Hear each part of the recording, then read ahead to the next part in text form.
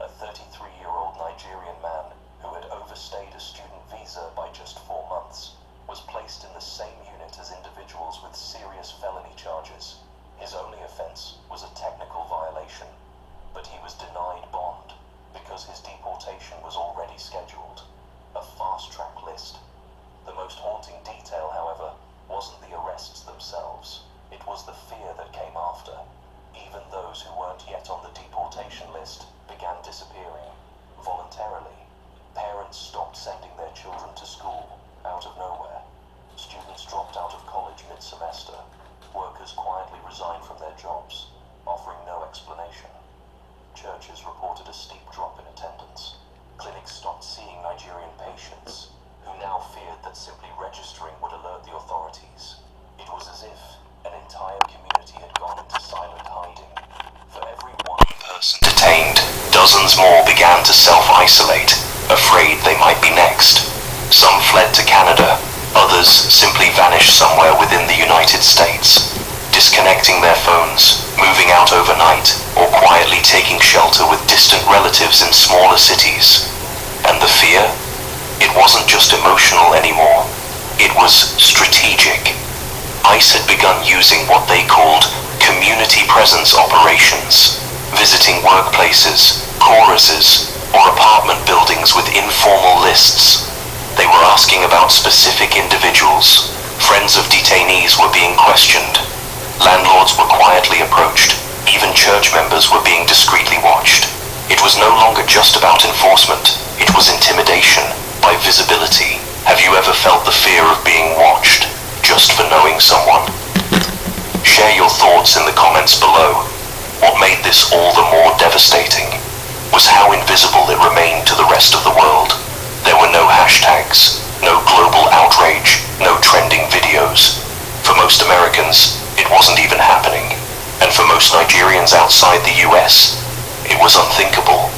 Until news broke that 3,690 Nigerians were listed for imminent deportation, and the very first plane was already getting ready. That's when Nigeria itself had to ask a chilling question. Why are so many of our people being targeted all at once? And what forces, political, economic, or diplomatic, made them the first in line? That question takes us deeper, not just into the how, but into the why. Not Guatemalans, not Chinese, not Ukrainians, not even Mexicans, who have historically topped deportation statistics. In 2025, under a completely revamped US immigration policy, it's Nigerians who are being detained with eerie and surgical precision. But this isn't random. This is calculated policy engineering, driven by strategy, by performance metrics, and by a new form of political theater. Behind every ICE raid, every courtroom signature, and every van door slammed shut is a carefully managed logbook of metrics. The Trump administration, back in office as of January 2025, wasted absolutely no time in weaponizing that data. One particular chart caught the attention of senior White House advisors. Nigerians represented a disproportionately high percentage of visa overstays and asylum denials relative to other African and non-African nationalities. In 2024 alone, 3,690 Nigerians were recorded as having final removal orders. These were not mere illegal entrants. Most of them had entered legally on student, work, or tourist visas, and overstayed due to reasons like job loss, education disruptions, or slow immigration processes. But to Trump's team, they were statistically low-hanging fruit. And here's the cruel twist. Unlike many immigrants who avoid detection, Nigerians often do everything by the book. They file for extensions, they show up for court dates, they register for social programs, which means they're easily traceable. A paper trail leads straight to their doorstep. And in the new immigration war, visibility equals vulnerability. But policy, in this case, was never just about numbers. It was about optics.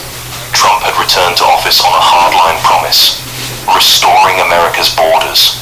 But that slogan wasn't only about physical security, it was a cultural call, a message to purify America police viewed as freeloaders, foreign threats, and non-white others who had benefited under prior democratic reforms, and in the post-COVID economically strained America of 2025. That message landed harder than ever. Within that narrative, Nigerians became the perfect scapegoats. Why? Because their story is complicated.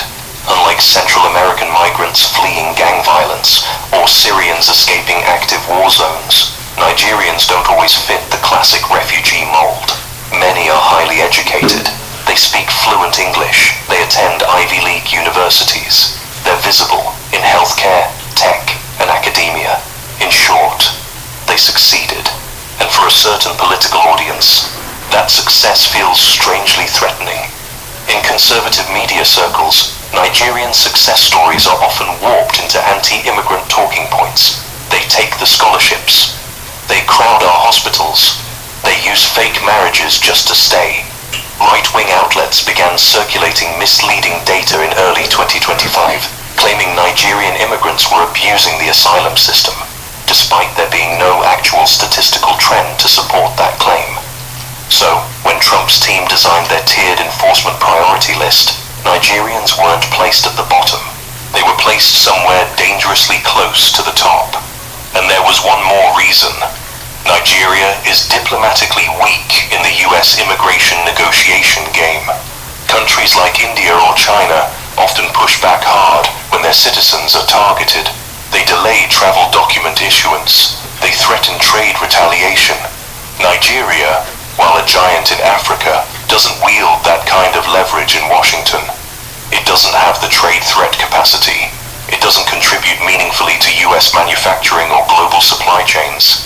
So when America asks, will you accept a plane load of deportees next week?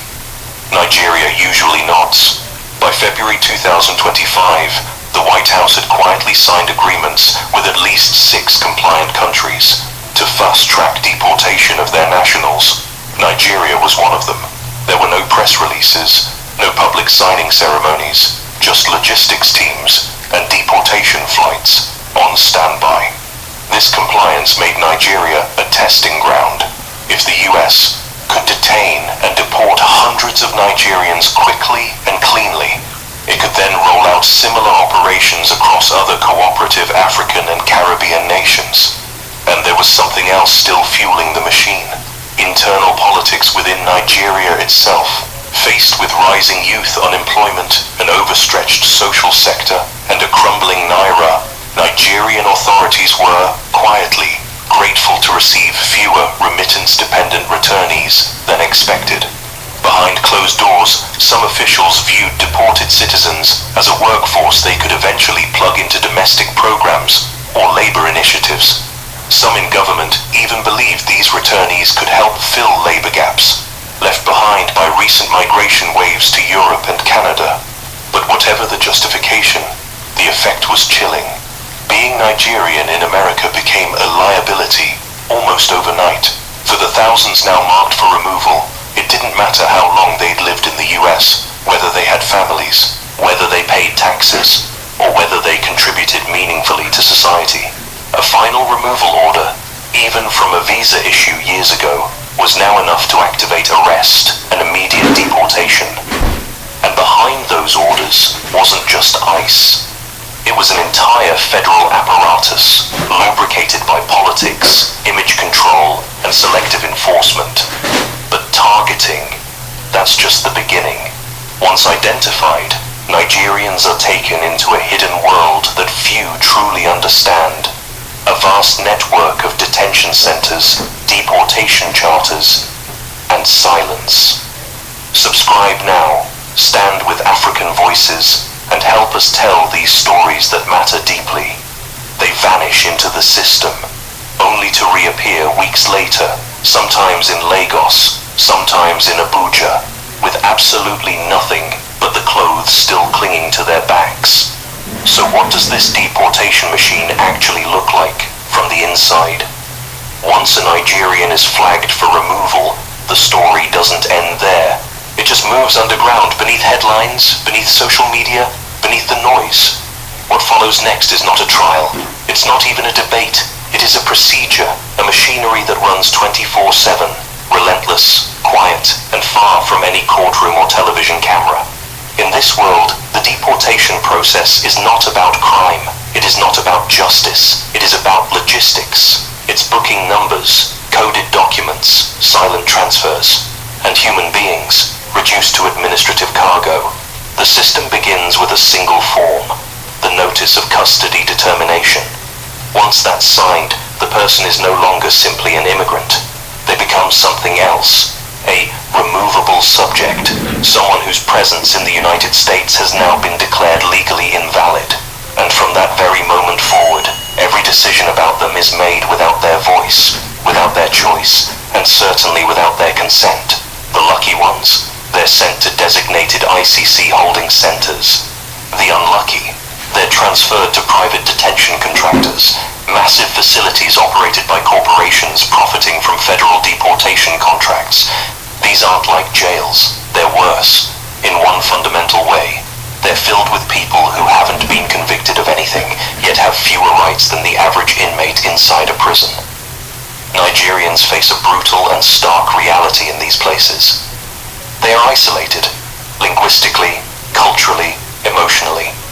Few detention staff understand Yoruba, Igbo, or Hausa.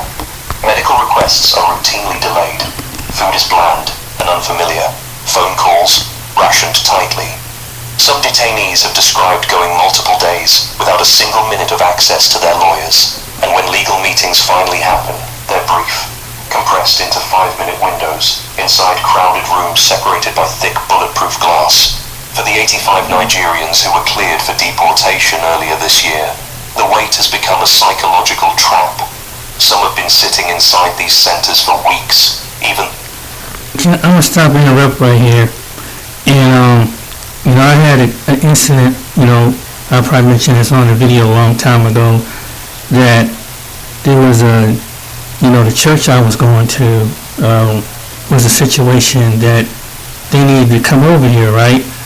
And so they figured by having a marriage, that's going to save it. But this policy